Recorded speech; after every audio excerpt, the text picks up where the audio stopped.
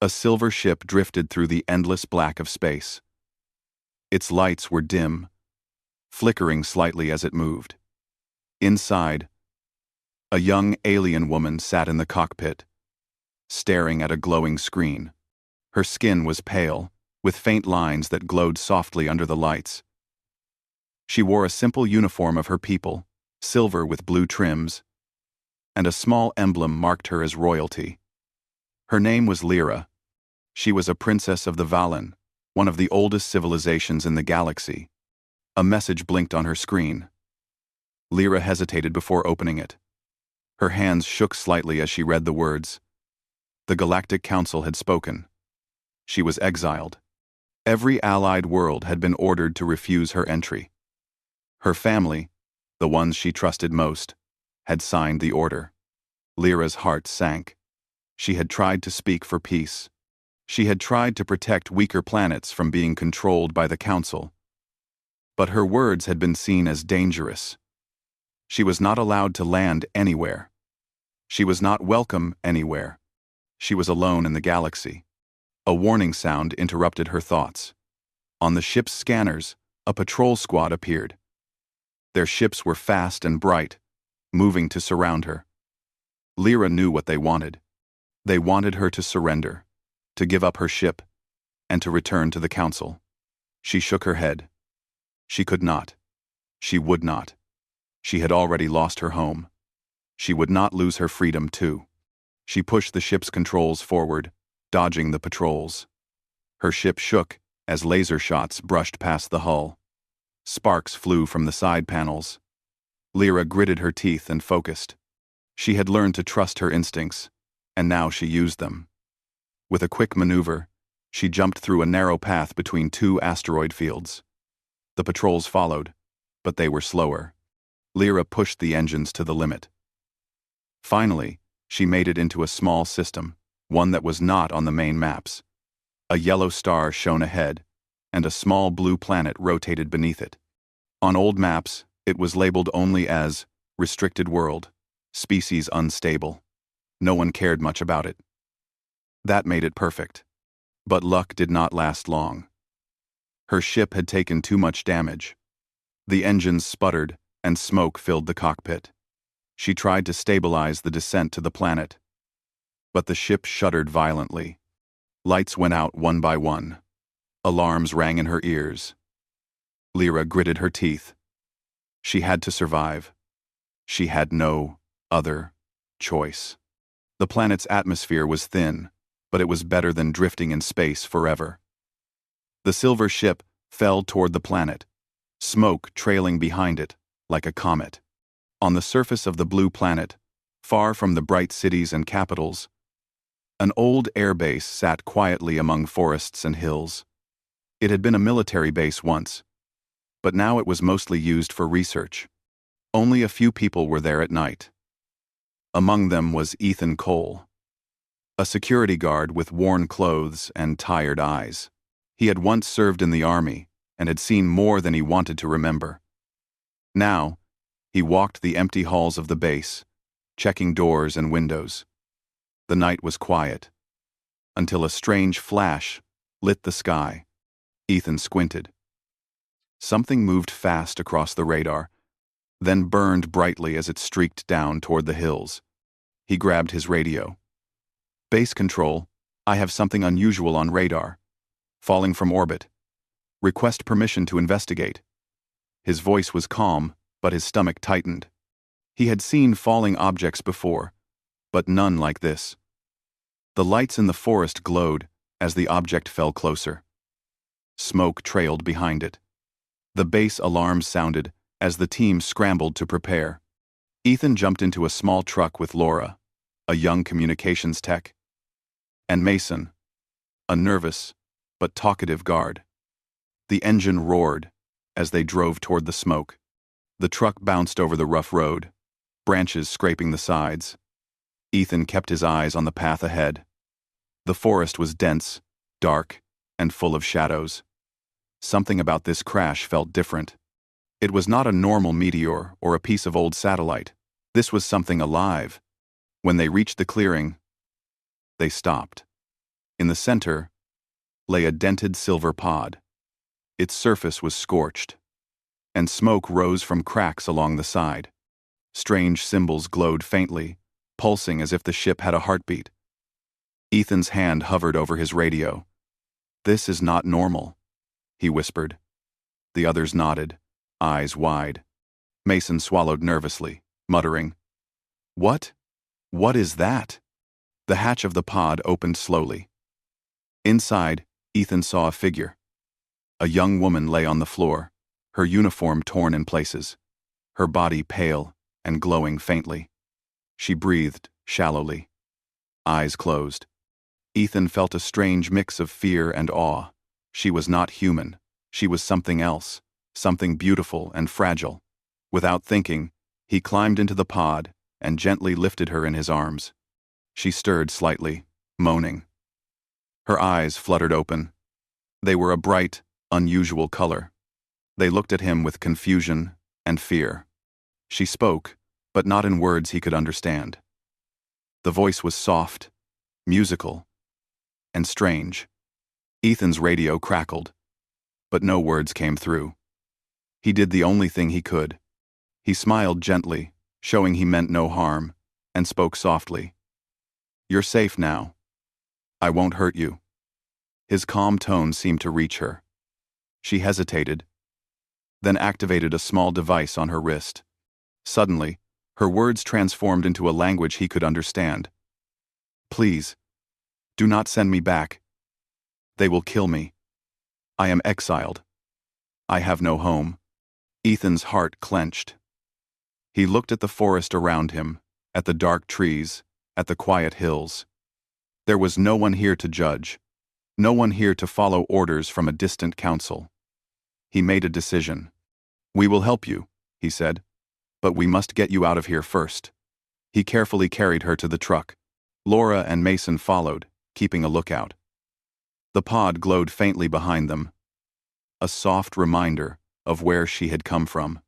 Back at the base, the small medical team waited. Dr. Olivia Hart, the lead scientist, rushed forward when she saw Lyra. Her eyes widened, not at the technology, but at the young woman in Ethan's arms.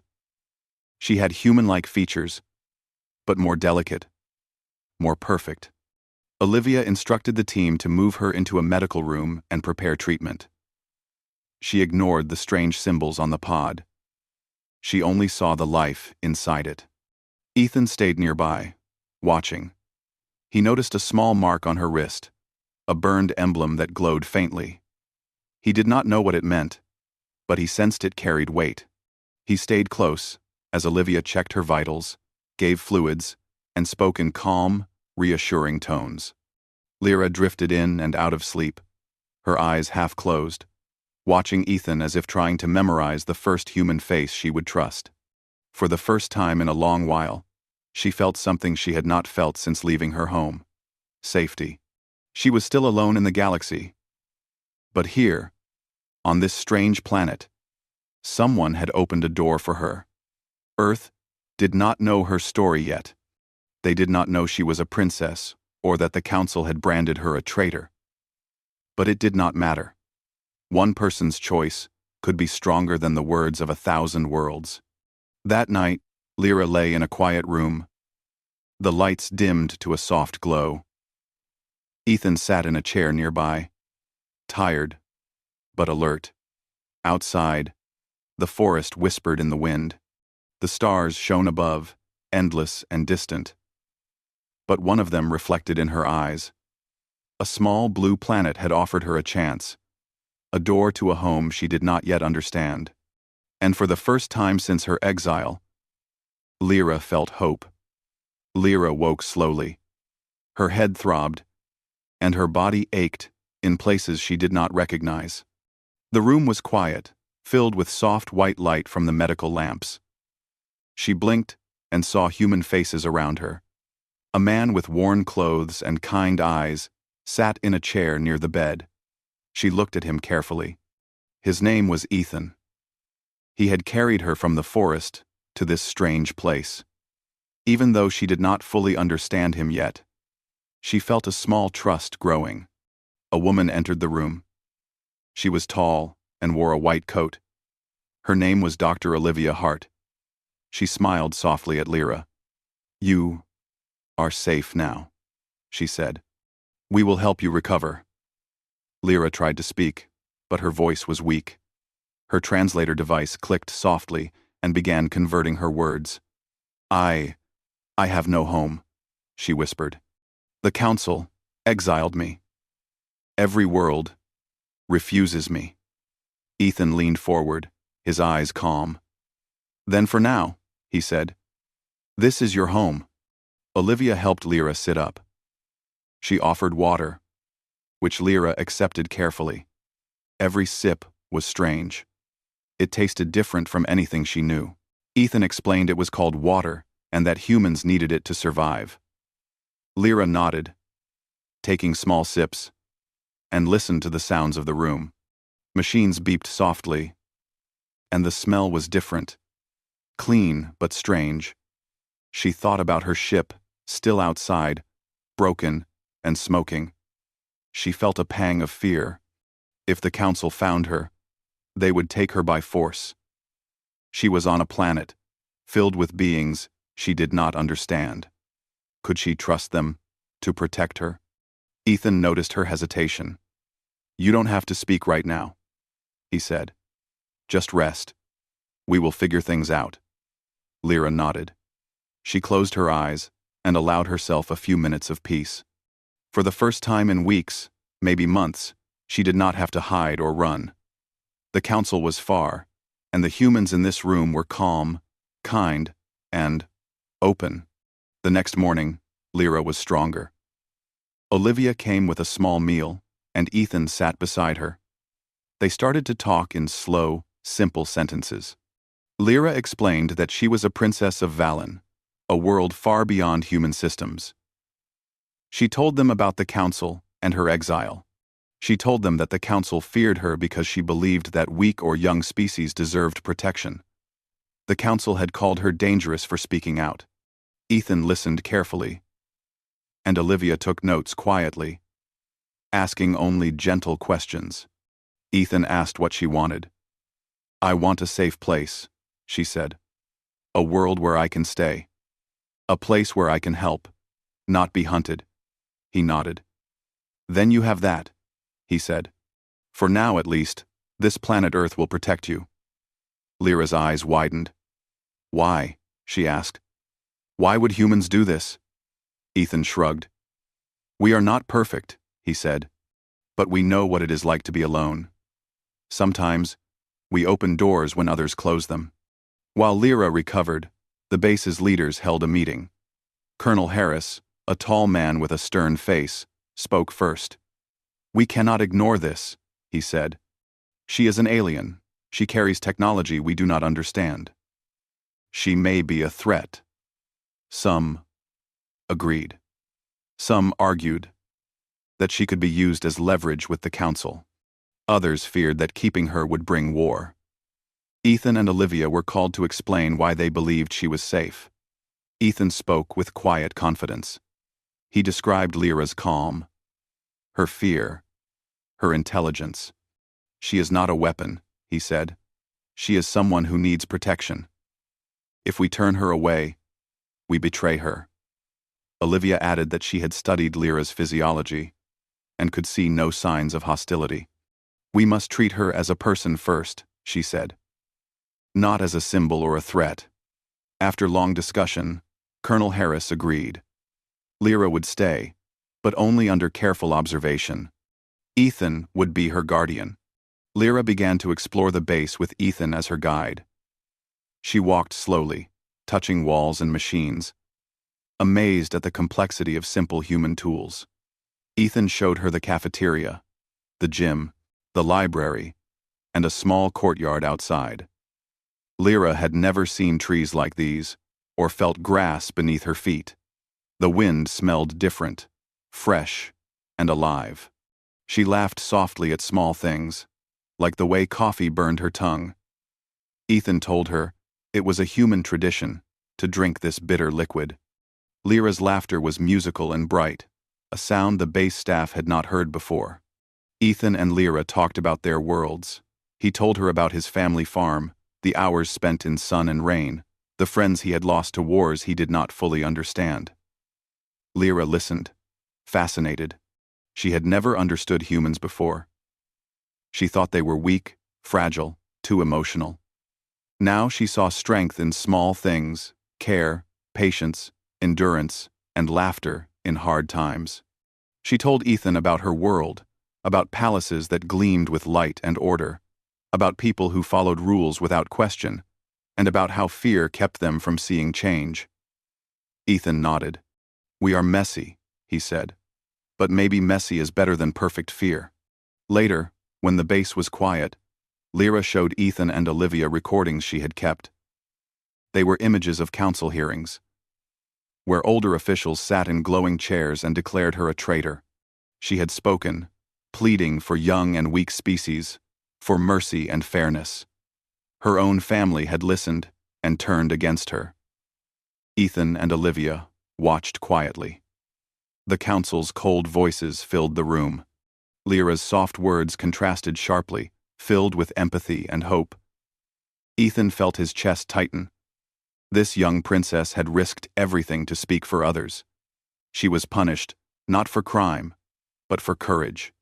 Olivia decided to show the recordings to a small group of Earth leaders through secure channels. Some leaders argued that Lyra could be dangerous, that they should hide her or use her. Ethan argued fiercely that she was a refugee. "She speaks for people who cannot defend themselves," he said. "We have a chance to do something right. We cannot give that up." After careful discussion, the leaders agreed on secrecy. Lyra would stay on Earth. She would be protected, at least for now. That night, Lyra stepped outside the base with Ethan. The stars stretched endlessly above them. She pointed to a faint glimmer of light far away. That is my home," she whispered. Ethan followed her gaze. "It feels small from here," he said. "But you are safe now." She nodded. "For the first time, I feel hope, a place that chooses me, not one that rejects me." Ethan smiled. "Sometimes one promise is stronger than the law of 1,000 worlds," he said. Lyra looked at him, realizing that humans could be brave in quiet ways she had never imagined.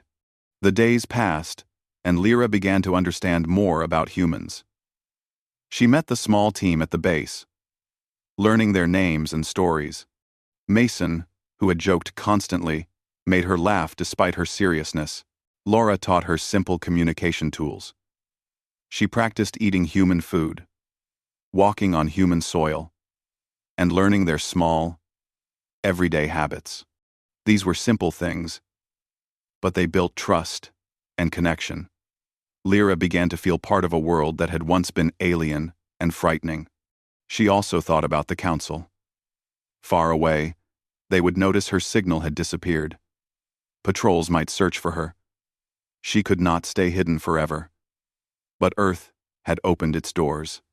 It was small, but it was a beginning. She would need to be careful, but she also felt something new. She was not entirely alone. For the first time in weeks, maybe months, she believed that someone cared enough to protect her, even against the might of the galaxy. One evening, Lyra asked Ethan a question she had been thinking about for days. "Why do humans care so much for each other, even when you are weak or different?" Ethan considered it. "We are not perfect," he said. "We fight, we argue, we fail, but we also try.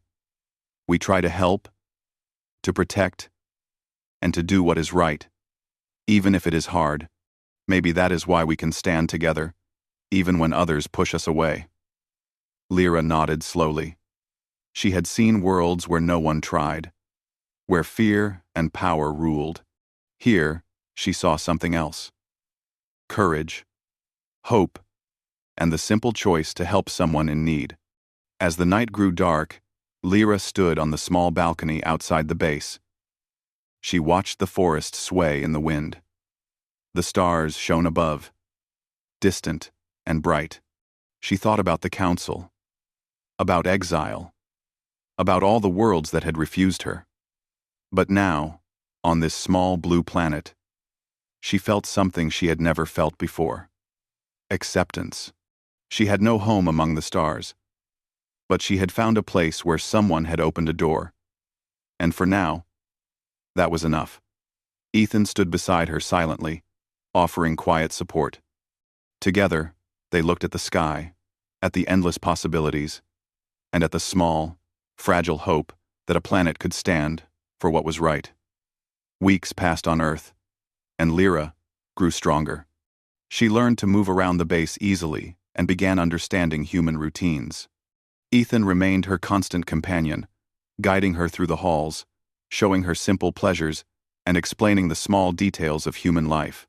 She marveled at how humans built machines with nothing but simple metal and wires, how they grew food in soil, and how they laughed and argued without fear of losing everything. One evening, as the sun dipped behind the trees, Lyra and Ethan were walking near the edge of the base. The sky was a deep orange, fading into soft purple. Lyra paused to watch the horizon. "I never imagined a world like this," she said. "It is simple, yet alive." Ethan smiled. "It is not perfect," he said, "but humans try. That is what makes it strong." Lyra nodded, thinking about the council and the worlds that had rejected her. Here, at least, someone had chosen to stand with her. Meanwhile, far above Earth, in the dark void of space, a council patrol detected faint signals. These were signals from Lyra's damaged ship, which had been partially repaired with human technology. The patrol scanned the signals carefully, comparing them to known patterns. The council had marked the princess as exiled, and any trace of her in unauthorized space was forbidden. The signals were weak but unmistakable. Someone had hidden her on a young planet. Someone had helped her. Back at the base, Lyra had been studying the ship with a small team. Leo, a young engineer, worked alongside her. He had curiosity in his eyes and hands that were skilled at building and repairing. Together, they examined the damaged hull and the control systems. Lyra's knowledge of alien technology, combined with Leo's human creativity, allowed them to repair a few critical systems. She had to be careful. If the council detected too much energy or unusual signals, it would alert them to her location. "This device will help block most detection," Lyra said, pointing to a small shield generator she and Leo had constructed. It looked simple, a mix of alien circuits and human metal, but it worked. Leo grinned. "It looks like a washing machine crossed with a car engine," he joked. Lyra laughed softly, enjoying the small humor. For the first time, she felt that humans could be clever in unexpected ways. To help Lyra understand humans better, Olivia arranged a secret meeting. A few trusted civilians came to the base under the cover of a drill. Grace, a schoolteacher, and Dylan, a paramedic, were curious and brave. They walked quietly into the room, meeting Lyra for the first time. Lyra watched them carefully, studying their expressions and their gestures. They were ordinary humans, but there was something in their courage and kindness that impressed her. Grace spoke first. "We heard you crashed," she said gently. "We want to help if we can." Lyra looked at her, eyes wide. "Why?" she asked. "Why do humans care?" Grace smiled softly. "Because we know what it feels like to be alone. Sometimes helping someone is the only thing that feels right." Lyra thought of the council, of the worlds that had turned her away. She realized that humans had a strength she had never expected. It was quiet, simple, and real. Dylan added, "It may be dangerous, but some of us are willing to take that risk. We have families, jobs, lives, but when we see someone in need, we step forward." Lyra felt a strange warmth in her chest. She had always believed power came from armies, wealth, and laws. But here, she saw another kind of power, the courage to act, the choice to protect someone weaker, even at risk to yourself. As they talked, Lyra felt hope growing. For weeks, she had feared detection by the Council. Now, she realized that humans had more than curiosity, they had compassion. Ethan stood quietly nearby, watching the conversation. He had seen fear and danger many times in his life, but now he saw something new. Even ordinary people could change the course of events if they chose to act. Suddenly, a beep interrupted the calm. Leo was at a console, looking at readings from the repaired ship. "There's something in orbit," he said. "A small probe, the Council. It detected some unusual energy signatures." Lyra's eyes widened. "They know I am here," she said quietly. Ethan placed a hand on her shoulder. "We prepared for this. We can handle it." Lyra nodded, though her heart pounded. The Council probe began scanning.